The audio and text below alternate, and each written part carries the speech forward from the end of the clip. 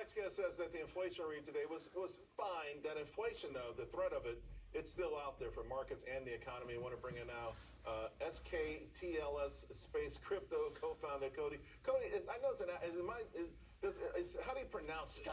Skittles. It's actually a way of doing cryptography back in Egyptian times. You write something, wrap it around a certain size of a stick, and you could read the message. That's what that means. Oh, okay. I think I saw that in the last episode of Mission Impossible, similar to that. Maybe. Yeah. Let's talk about the inflation data. Listen, I think the street always gets ahead of itself, right? It was so pessimistic, and now I think it's too optimistic. That last mile doesn't just vanish, does it? No, and it's Wall Street's probably a little bit exhausted trying to gain the inflation rate, what the Fed's going to do for the next move, because 3 weeks ago or a month ago the number was good, and so the market was through the roof. 2 days, 3 days later, it's below that. Next number was horrible, crashed. 2 or 3 days later, we're back above it, and maybe today you saw that reversal even in the small caps, down 2% from the high earlier. Right. And small caps have trouble getting traction. What hasn't had trouble, though, is semiconductors. We're going to put up a chart, SMA's chart, semiconductors. I think we got a 5-year chart. I mean, essentially, it's been a rocket ship, right? An occasional dip, very short-lived. You say, though, this has a lot more room to the upside. Well, look, semiconductors are eating the world, as one of my friends likes to say. It used to be software was eating the world, but now semiconductors, the amount of demand, and every single thing that we do in our lives going forward will have more semiconductors. It's a semiconductor revolution in our lifetime, and look, Nvidia, clearly the biggest winner of them all. I've been in that thing for 8 years. I still own it, and I think there's still some upside. But what's your cost basis? What's your cheapest entry? $8. $8. I didn't. What made you buy it at $8? Well, it was the two things.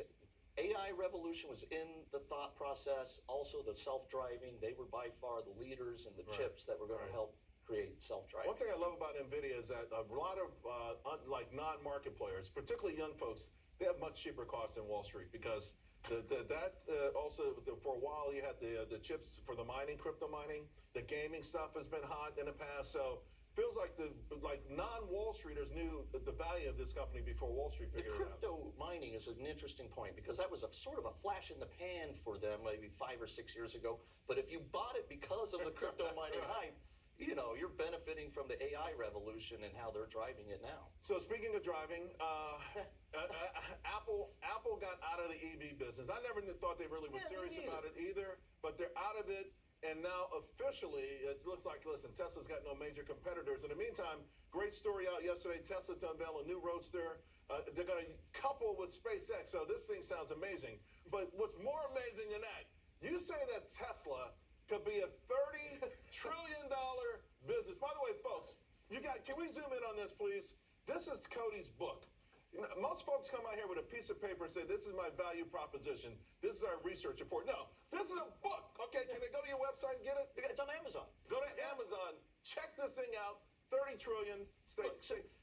It drives me crazy when I read analyst reports from the sell side, Adam Jonas, Morgan Stanley, these guys who are brilliant. They're great analysts, but almost without exception, every single sell side analyst who covers Tesla refuses to give any value to artificial intelligence, the Dojo AI machine. They've got the full self-driving that they probably will crack at some point, and the analysts won't give any value to it. They've got the Optimus robot, which could be a multi-trillion-dollar product in a few years. And the analysts are like, I'm not giving any value to it. I know what Tesla does right now. I know the margins. We know what the model is. It's probably a little bit fairly valued here. But I wanted to know, not necessarily the best case scenario, but a really good, realistic case scenario. And we put together a 15-year model for it, 16 years, because I wanted to go to 2040, round number. And we rolled that thing out there and put in some realistic assumptions. How many robots could be sold? How many full self-driving cars could there be? Robo-taxi revenues, all of that. And a realistic, good, it's a good case scenario. They could be spitting off $2 trillion of profit in 2040. Throw a 15 multiple on that. What do you got, Charles? So a $30 trillion company. And by the way, this is the same thinking, though, that gets you Nvidia at $8 when the rest of the world is buying it for $800. Amen. Cody, that's the idea. You're great, man. Thanks a lot. Great. Always good to see you. All right, folks. So listen, we covered a whole lot in the show today, and for the most part, you can put an asterisk on it all, right? Every time this economic stuff comes out, it comes with an asterisk, right? So.